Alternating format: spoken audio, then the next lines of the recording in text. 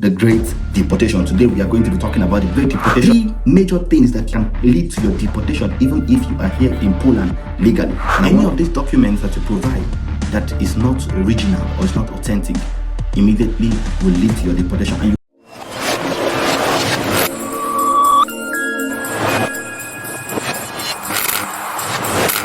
what's up guys, and how are you doing? Welcome back to my YouTube channel. This is Raphael here. It's amazing to be back after a long hiatus from YouTube here. Now, am I back for good or for bad?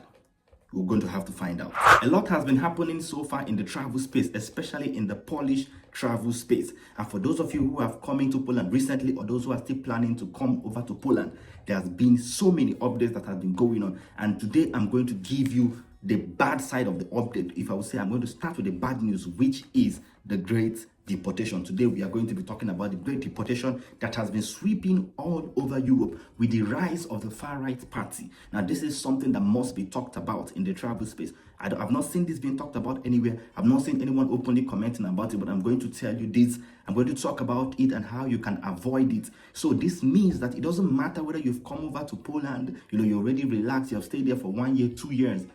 You can be classified under someone who is ready for deportation if you do certain things now, even if you have been here for a year or even 2. Firstly, it was said to be something for the illegal immigrants, but right now, as we see it, it's actually spread across board to not just the illegal immigrants, but also to the legal immigrants. So today we are going to be talking about 3 major things that you must avoid, or that you should not do, or that you should be aware of, that can lead to your deportation even if you are here in Poland legally. And I want us to strap our belts tight while we go on this journey together. If you're a lover of everything travel, everything immigration, you know what to do. Feel free to hit right now that like button and share this video out to someone. Friend to friend, that the truth of the matter is that Europe has been boiling in the past months. If you have been following the travel update, if you have been following international news, you will see that Europe has been boiling, starting from the riots in the UK to the riots in Germany to the mass, or if I would say mass terrorist attacks that are going on in certain parts of the UK that has actually been, causing commotions here and there, that has actually made people to hate more immigrants than they have always welcomed them. There has been a wave of deportation requests that have been sweeping all across Europe. Due to this recent, activities or event that has been happening, so many governments has taken a tough stand on immigration, on who they let into their country, or how they are going to treat those that are in their country currently. And Poland has been no exception to the rule. Poland has also taken a stand and started what we call the largest scale deportation. Now, they actually said that this deportation was going to be majorly for illegal immigrants. Of course, maybe those seeking asylum, maybe those who came over through illegal means. But now they have actually broadened that to not just illegal immigrants, but to even other immigrants themselves. So today we are going to be looking at these 3 things that you must avoid if you do not want to be part of this deportation conversation. Number 1, and the most important thing that you must avoid to not be part of the deportation conversation, is the provision of false documents during the submission of your TRC. Now, what is a TRC? Your TRC is your temporary residence card. Now, for those who are already in Poland, or those who are coming to Poland, after you've come into the country, after you're almost outstaying your visa, you go and apply for a residence card. This residence card help you stay in the country, and if you're coming as a student, you're going to provide things like bank statement, your let me say your health insurance, your school documents, and other things that prove that you are really doing what you say you are doing. And if you're coming to work, you have to provide a work contract and the rest of them. These things that show that you're doing exactly what you are coming to do in the country. Now, in recent times, there have been situations whereby, because of people providing fraudulent bank statements, their TRC has been denied. And if your TRC is denied, automatically, you don't have any legal stay in the country.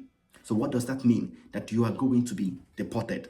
Now, the first thing you must avoid is providing fraudulent documents for your TRC.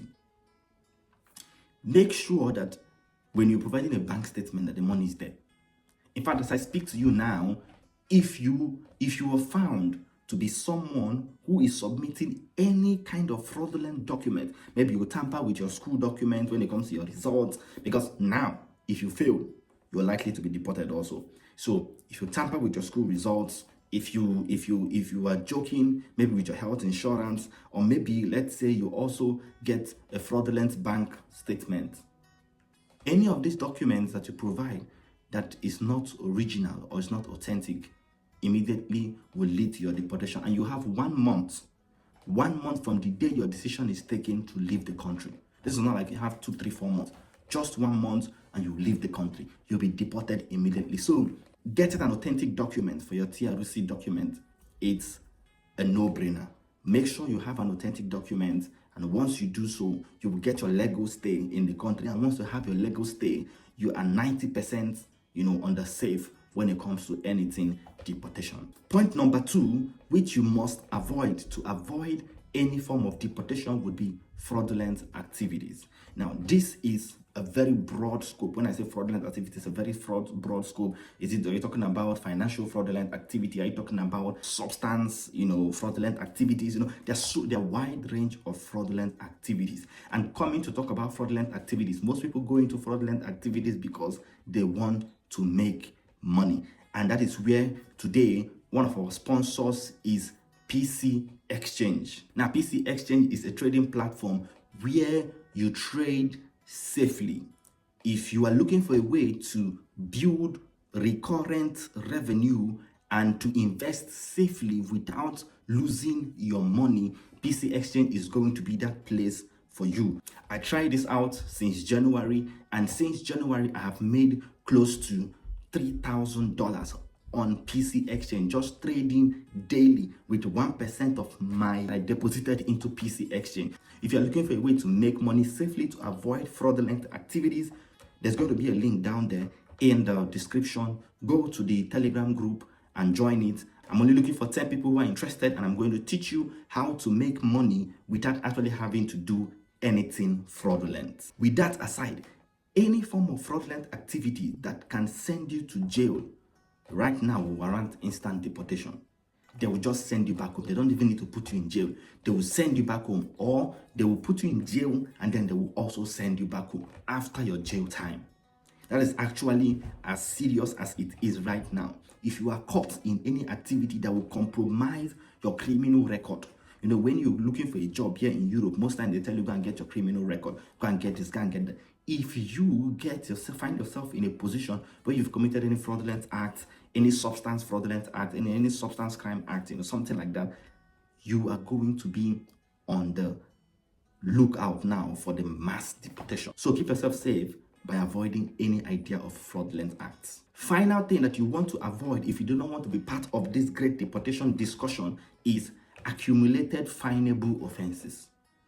Now, this is very serious. Now, for those who drive, you're driving without a license, you're driving drunk. Now, these ones can land you in jail. These ones can be in your criminal record, but also they can also be finable offenses. You don't park your car well. You do the jaywalking on the crosswalk.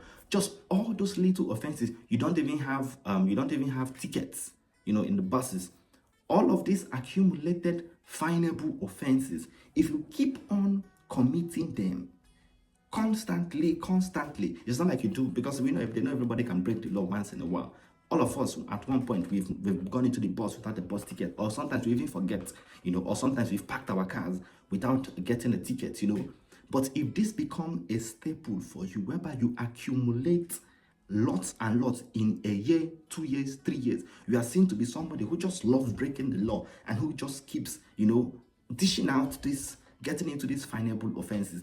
What will happen is that it might not warrant your instant deportation, but where it will reflect on is going to be on your next TRC. Let's say for now you have a 1-year TRC, and within that 1-year TRC you accumulate so many finable offenses.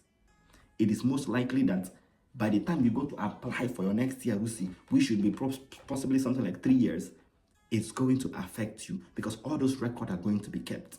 It's going to affect your possibility to get a longer stay.